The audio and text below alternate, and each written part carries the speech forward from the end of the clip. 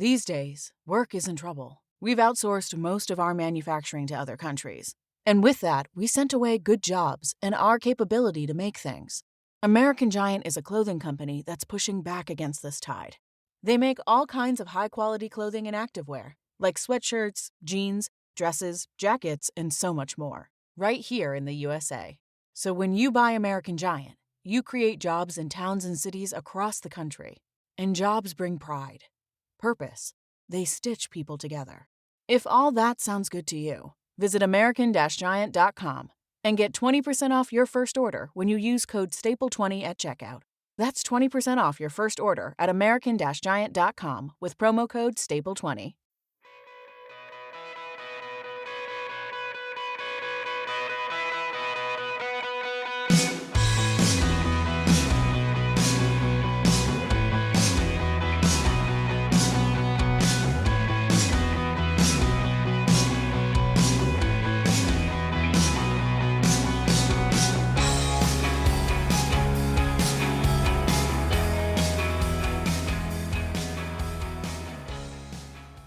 Hello and welcome to the 44th episode of the Extreme Sports Performance Podcast. My name is Ryan Blake. I'm the founder and director of Extreme Sports Performance and also the host of this show.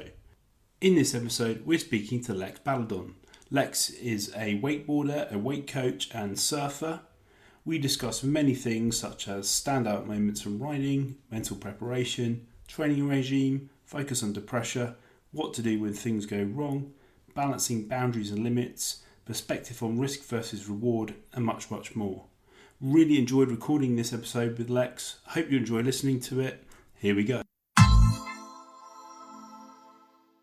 Hi, Lex. Welcome to the Extreme Sports Performance Podcast. It's a pleasure to have you on the show. And please, can you start by telling everyone a little bit about who you are and what you do? Hi, Ryan. Thank you so much for having me on. Stoked to be here. I'm a wakeboarder from the UK. I'm very much UK based, and I've been wakeboarding for 23 years now. And I surf and cold water dip as well, but wakeboarding is definitely my main sport. I've competed throughout the years, and I'm also a level 3 wake coach. So I've coached lots of athletes over the years, GB team, lots of things like that, lots of ladies' mornings, and I've evolved it into coaching wake days. And so just fully immersed in the wake industry within the UK. Amazing. Well, thank you for that awesome intro. So what initially drew you to wakeboarding? Can you share any stand-up moments from when you first started to now? Wakeboarding started, they built the cable, and so I used to work there on the kids' summer camps, and they built the cable. I saw it and I was like, I need to be there. Like, I just knew that was where I needed to be. I sort of snowboarded, and it was just a great crossover, to be honest. So I just had to be involved. So I started working there, working on reception, teaching like the kneeboarding beginners lessons, started operating the cable, and just wakeboarded every chance I got, like 3-4 nights a week. Just had to get involved. It took me forever though. It took me like 6 weeks to get around the cable. So I was a very, very slow burner. But I just stuck at it. Just had to. There was no other option. Amazing. So when you used to compete, how would you like mentally prepare for when you were practicing, when you were in comps, or how would you prepare for the unique challenges or any of the predicted risks that might be coming when you were riding? Competition, I always have a sort of a love-hate relationship with competition, because I get very, very nervous. I get in my head. And when I was younger, I would get very upset with like if I fell. You get 2 runs in a competition. Usually you get like qualified, you get 2 laps, and then in your final, if you get to the final, you get 2 laps. And sometimes if you fall in both laps, obviously you place last. And that definitely did happen. And I would just be so upset with myself. And you really have to learn how to deal with failing. But so I'd get very, very nervous, and no one would ever warm up. So you'd just go out and compete like not ready to go. Yeah. And you'd be so nervous that you wouldn't eat anything. So you'd be like dehydrated, hungry, not warmed up, and then you just go out and full send. So I don't know. I think it's changed a lot now though. Like now that, you know, everyone's warming up, everyone's foam rolling, everyone's got their hydration packs or things that they use, and you know, they plan their meals a lot more and things like this, or I do anyway. So I think you learn a lot the more you do it and what you need. As you get older, you sort of realize that, you know, actually I need to look after myself and prepare that way, I guess. I'm also very calculated now, in because I have competed recently and I was very calculated. Now I know my limit, I know how far I can push myself safely. Yeah. Because I don't have a coach myself and I don't have the time to wakeboard 5 days a week. So going into comps, I'm very, very calculated. And I just also now go to purely have fun. Like I have to tell myself I'm there to have fun. I'm there for the experience. Where I come is irrelevant. It just has to be fun. I have to be doing it for myself. Like completely intrinsic. Like it just has to be for me. And enjoy the experiences that I get along with that, and the people I meet, and old faces that I see, and just have a good time. It's funny you should say that, because I know lots of people I used to wakeboard with who we all started doing it for fun, and then the competitions kind of almost sucked a bit of that fun out of why we first started doing it, and we've now come back to it from a purely fun angle, and it's almost done like a full circle. So yeah, I do think people interpret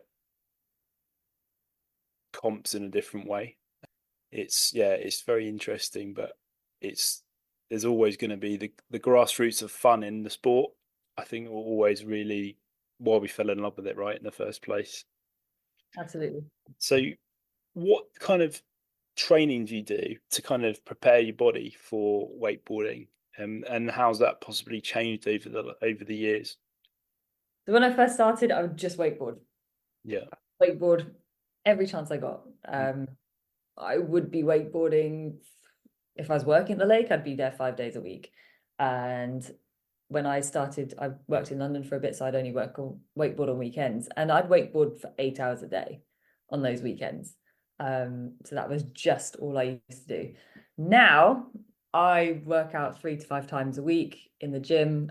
I do weighted compound movements and weighted HIIT exercises, and I use yoga for stretching and a foam roller and wakeboarding. Because wakeboarding, like if you have the lakes here in the UK shut down over the winter mainly, so you generally are forced to have 2 or 3 months off. Yeah. And so when you get back on the water, it's just different muscles. I'm sure you'll tell me different. I found that I can't work the same muscles in the gym or anywhere else as I can wakeboarding. So it takes me about 3 sessions to then not hurt after wakeboarding from the winter. Yeah. Does that make sense? So absolutely. Yeah, they're just like the forearms, you know, just everything, the whole body. Like you're just like, oh my god, the next day and the day after that, obviously you're just wrecked. And then so after the 3rd time, 4th time, you're like, fine, back. My weight muscles are activated, so you just have to work on strength and keeping muscle over the winter as best you can, I feel. Yeah, sure.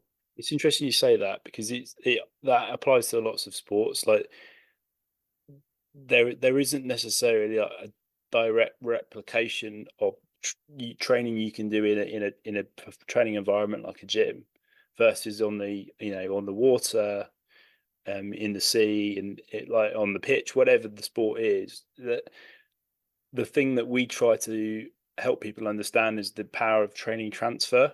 So if you can become strong, you become more robust. If you can become more powerful, then you're going to be able to produce more force. If you become more mobile, you're going to tolerate different landing positions, which maybe you couldn't previously. So completely hear what you're saying. I still think some sports have got quite a long way to go to understand that. But yeah, the kind of key message there from my side, from our side, is like doing something is better than nothing, and it doesn't always have to look exactly the same. Does that make sense? Yeah, absolutely. And I always find, because I go surfing, like our holidays are based around surfing. Yeah. Not anything else, just surfing. So if we have 2 weeks away surfing and come back, I'm really strong on the cable wakeboarding. Yeah. Because the paddle muscles develop so much, obviously, in those 2 weeks. Yeah, sure. Core and everything, not so much legs, but my legs are strong anyway, but like just the upper half. And I'm just super solid when I come back to wakeboarding, especially after having the break and being really, really active. Yeah. Surfing for 4 hours a day kind of thing for 2 weeks, it really builds that up. So that's quite a good transfer. Yeah, I can imagine. So that was the next thing I was going to ask. So do you do, obviously surf, we just mentioned surfing, but do you do any other kind of board sports that kind of complement wakeboarding at different parts of the year? Yep. So surfing, and that Yeah. will be, with any luck, it'll be 4 weeks of the year. I'll go surfing, and then possibly trips to the UK coast during the winter months as well. Yeah. So surfing as much as possible, and then wake surfing. Yeah. I love wake surfing because you can't really get hurt. Yeah. And it's just an endless wave. So Yeah. I absolutely adore it. It's the funnest thing. You can tell by my face. It's the funnest thing ever. Yeah. Like, there's no consequence. You can surf for an hour. It's amazing. So that, and then I do snowboard. I snowboarded for a very long time, but I haven't been on a board for a few years just because of opportunity. But I definitely spent a lot of time in the snow dome. Like, again, like 3 nights a week in the snow dome. I was a fridge kid for quite a while before I started wakeboarding. Fridge kid. Love that. I'm going to write that one down. Yeah. You mentioned before how that you're more calculated, but we've just discussed your kind of physical preparation, but is there anything that you do differently now in terms of mental preparation before you wakeboard, you surf, etc.? If it's a fun surf or wakeboard, then just make sure that I enjoy it, Yeah, sure. clear my mind.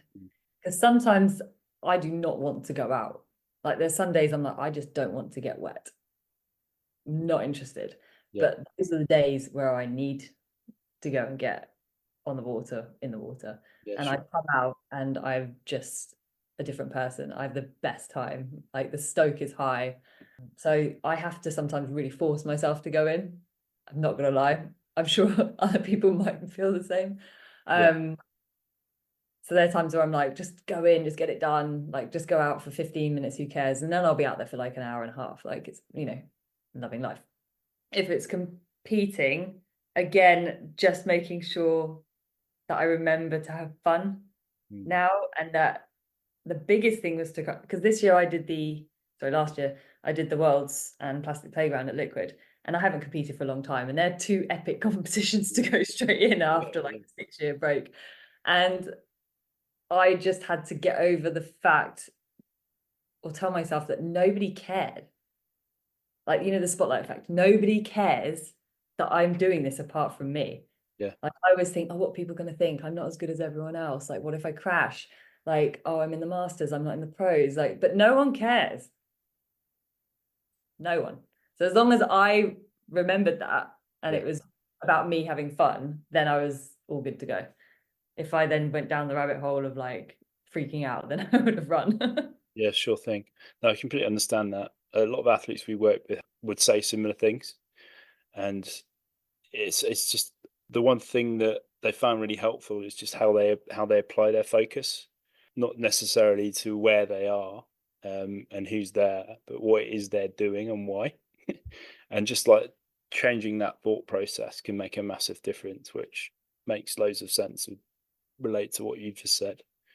So with regards to things not going to plan, have you ever had any kind of things really not go well? Have you ever had any kind of bad accidents, or remember any situations where you kind of thought, actually, this isn't actually quite as fun as it should be right now?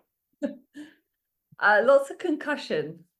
Learning one of the air tricks that I still haven't learned, and I still would like to learn this far in, just the air railie.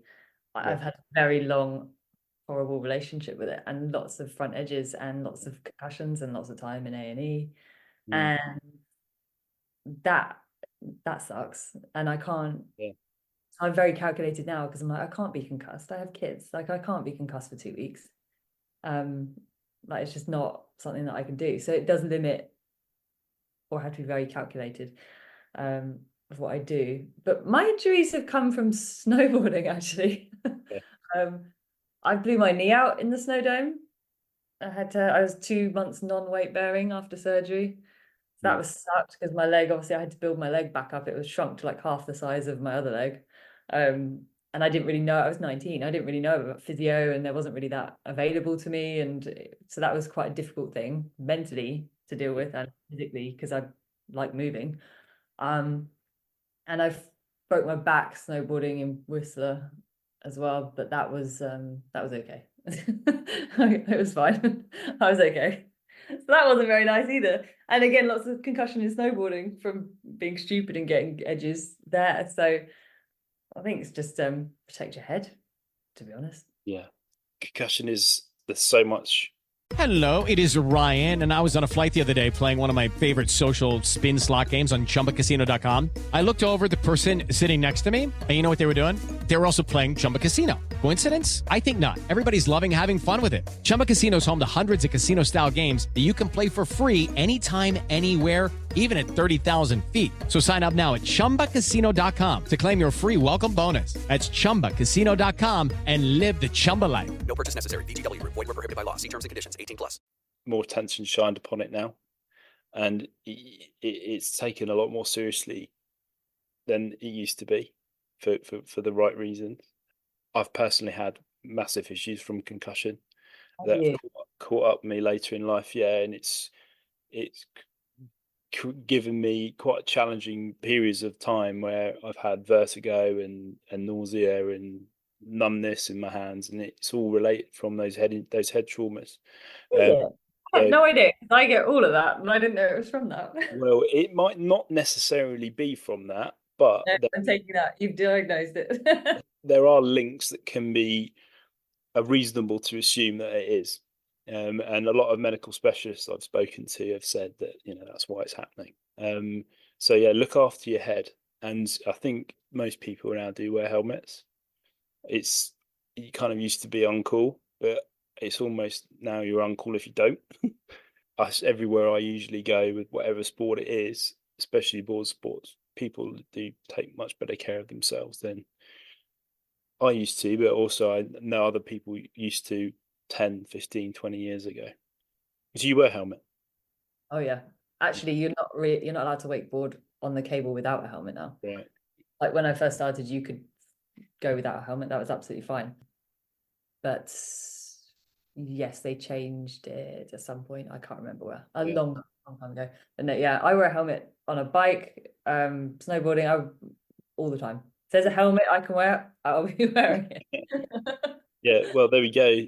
For everyone listening, look after your melon. So, what lessons, Lex, have you learned from wakeboarding that you might actually apply to different areas of your life, if there are any that come to the top of your head? You're only as good as you put in. You can't put in 50% and expect 100%.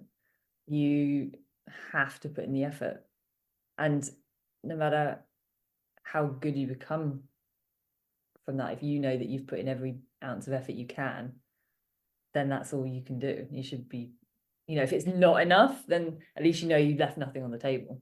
Does that make sense? Yeah, that does. What else? It's okay to fail. Failing's good. Failing's really good because at least you're learning or trying something. As long as you move on, like know what you've learned from that failure and then move on in a different way, that's good too. Just don't keep doing the same thing over and over again without learning, because that's just that's insanity. What else? Anything else? Be a good person to be around. Like, I look back when I was competing and I'd be like crying. Like, why? Like, no one wants to be around that. Like, if I fall now, I'm like, whatever, it's fine. I found one of my final runs in plastic and it was so annoying, but I was just like, yeah, and high-fiving everyone else. Like, people don't want you being a pain in the backside at all, do they? No one wants to hang around that. And also, like help other people. Giving back to your sport feels good. Like seeing other people enjoy it for the first time or learning a new trick, and you sort of had a part in that maybe in some small way, like that feels good. Getting more people on the water, because it's been such a huge part of my life. It's nice to see that maybe someone else can make it a part of their life and get as much joy out of it as well. So Okay. Well, thanks for sharing those. They're really cool answers, and like definitely can get on board with all those personally as well. Great segue you just set up there for this next question. So, what advice would you give someone who's looking to get into wakeboarding for the first time? They've never done it before. find your local lake Mhm. and book a beginner lesson. Like just do it. Like don't even if you can't find a friend to go with, who cares? Just go. There will be somebody else there who's on their own. The instructors will make it super fun for you. They should make it super fun for you. Everyone's different, but it should be a fun experience, and maybe go in the summer so it's not freezing. Yeah. So you can go back and Mm. just do it.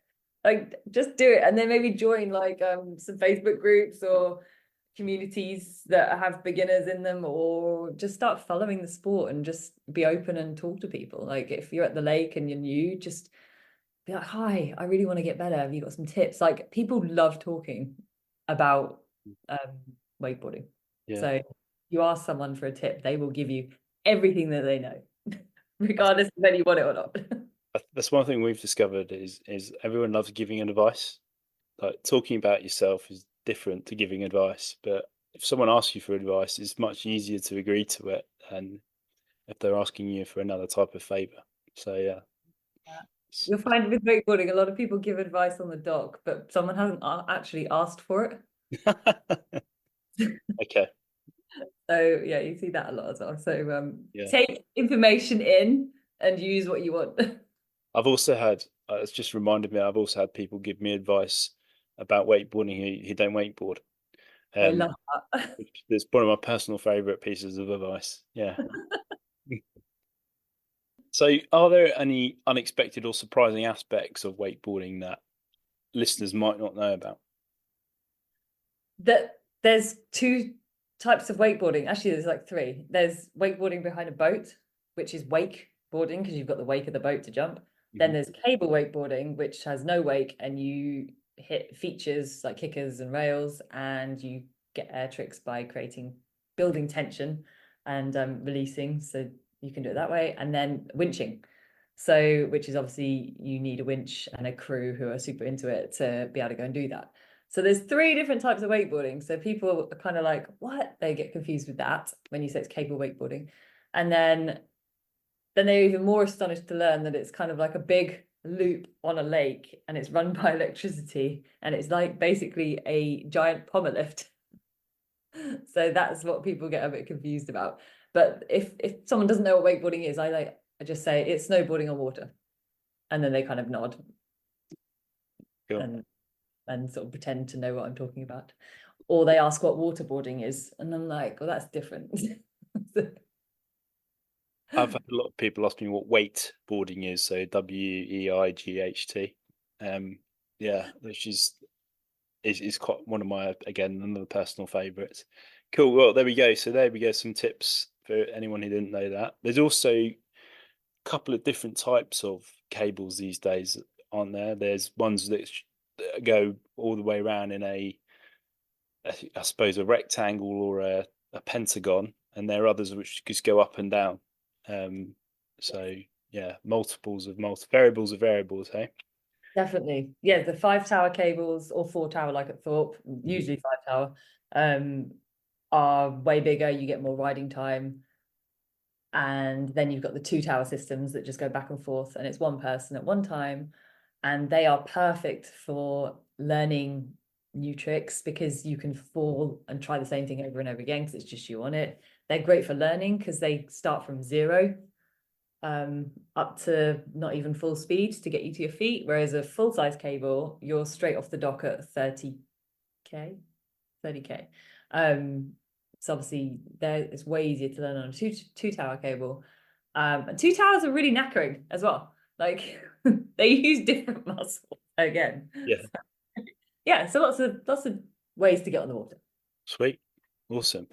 Thanks for sharing that. So what, in your experience, what would you say the camaraderie is like amongst other wakeboarders? Do you find there's a strong sense of community in the sport? Yes, it's obviously changed a lot over the 23 years I've been involved with it. It was a super tiny sport, and now it's obviously grown, but it's still small. It's growing, which is great. And people are definitely, you get the cliques like you do in anything. At each cable, you'll have a clique. I used to be in a super little clique when the cable was booming, and we were there every Saturday and Sunday, and it'd be the same people, and we'd all ride together and have a kicker session, and then we'd go to the pub and get a dinner afterwards. Like the sort of real glory days, Yeah. as it were. But you have that at every lake and through every generation. So it's just cool to see the different groups at different lakes. And if you get that magic combination of a group, then you will get a serious escalation in ability. Like we've seen that from Thorpe, that crowd, and now they're the pros now at the peak of their game, as it were. And they were a super clique, and they all grew together. So I think it's been a while since we've had that. Yeah. And hopefully the next clique is making its way through Mm. to the levels even more. But otherwise, yes, camaraderie, yes. At competitions, it's got better. It used to be super not very nice on the dock, with especially the girls section. People would sort of want, Step into the world of power, loyalty, and luck. I'm gonna make him an offer he can't refuse. With family, cannolis, and spins mean everything. Now, you wanna get mixed up in the family business. Introducing The Godfather at ChumbaCasino.com. Test your luck in the shadowy world of The Godfather slot. Someday, I will call upon you to do a service for me. Play The Godfather now at ChumbaCasino.com. Welcome to the family. No purchase necessary. VGW Group. Void where prohibited by law. 21 plus. Terms and conditions apply. if someone fell, they'd be like, yes, and it just wasn't very nice. But now, if I'm on the dock in a comp, I make the point. I'm like, yeah, high five, like, well done, let's go, have a good ride. Like, I'm like, no, I'm here to have fun. Yeah, So, sure. yeah, I mean, you get cliques everywhere, and it's changed a lot. So as long as people keep smiling and having a good time, that's good. Wicked. When you were competing, did you have any rituals, or not even competing really, when you were training or competing, did you have any rituals or superstitions or anything that you would go through before you got on the water? That I can remember, because I did the nationals and any comps for maybe 12, 13 years, and every year it'd be like, right, 10 feet high and nationals, and there was a European stop here, and I would just ride. I don't remember, we didn't warm up. Like I said, we didn't fuel ourselves, we didn't hydrate. It was just going out and competing, really, and trying to practice at that cable as much as possible beforehand.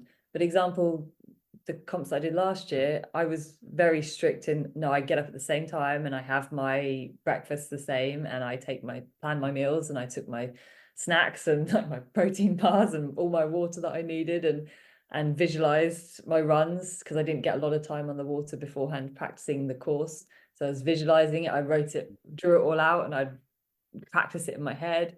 And I'd do a yoga warm-up beforehand, and then I would do an activated warm-up beforehand. So it's very, very different now to how I was previously, for sure. Awesome. Well, that's really interesting. Thanks for sharing that. So looking ahead, what are your kind of aspirations or goals with wakeboarding? Where do you see things going for you moving forwards? Hopefully fun. That's the main thing, just fun. Yeah. It's not fun, I just want it to be fun, because I want to continue doing it. So I just want to keep on a board, to be honest, and find the joy in it and keep injury free. I haven't had a wakeboarding injury, touch wood, I've jinxed it now, haven't I? For a very, very long time. Years, a long time. So I'd love to learn some new tricks. There's definitely tricks that I missed the segment of when they came in, when I was having children.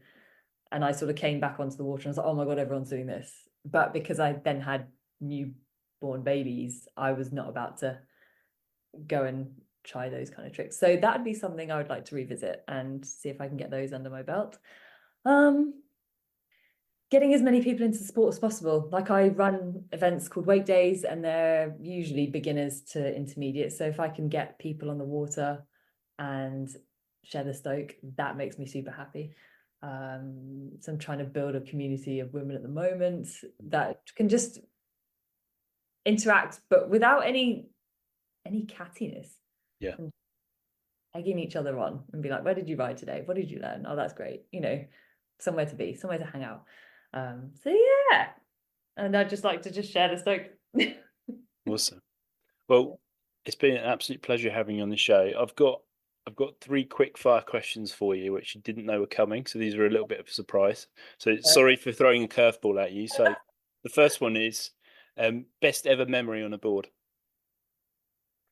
The cable's not there anymore, but Wakeham Quay is a massive cable, and it used to, when the sun was setting on the back straight and it was glassy, the sun would shine and it would just shine the whole path under the cable, because there weren't any trees there either to block the sun. And when you were riding and there was just no one on the cable, like, it was magical. That's what it's all about. Second question. What's your favourite trick to watch? Do you know what? I love watching the more old school air tricks. Like, I love that. I love the techie stuff now, like watching the comp at LAO and our riders absolutely sending it on the features and the parks. It's just mad. The level is ridiculous. But I love watching that old school air trick. Like, you know, a double Hinterberg or the double S or the glides. I love that. The big batwing. That makes me happy. Awesome. And then third and final one, your favourite trick to do? I love it when I get a really clean back roll and land it really nice. Yeah. Just effortless. I just feel super powerful. There's not really a better feeling, is it, when you just go big and land smooth and just ride away. Just a back roll. It's still a cool trick. It was my first ever invert, so Was it? one of my favourite tricks still, yeah. Yes. Oh, I love that. Yeah. Well, Lex, thanks again for having you on the show. It's been a pleasure. If anyone wants to get in touch with you and reach out, what's the best way they can do that? Through my website, lexballadon.com, or Insta, slide into those DMs. I have been building a YouTube channel over the past year, which I haven't really spoken about at all to anyone. Whoa. So just trying to get better at it, because you have to start somewhere, right? So but that is happening. So that's Lex Balladon on YouTube. Okay, sweet. Well, thanks for sharing that. For everyone listening, we'll put all those links in the show notes so you can click direct. But Lex, thanks very much, and have a great weekend and have a great summer on the water. Thank you so much for having me. It's been fun. Thanks for listening to the 44th episode. We hope you enjoyed the show. It would really help us out if you could please leave a rating and or review in whatever platform you're listening on. Is there someone you know who would benefit from hearing what you just heard? Then share the love by sending them a link. Be sure to check out our website, extremesportsperformance.com, that has details about how to stay updated to receive our bi-weekly blog and monthly update emails, our free education resources, our training programs and nutrition plans, our coaching packages, our professional performance services, our online store, and how to get in touch if you have any questions. Join our growing community on LinkedIn, Instagram, Facebook, YouTube, TikTok and X. Links to these can be found at the bottom of all our web pages and via any search engine. Until next time, release those limits and go well.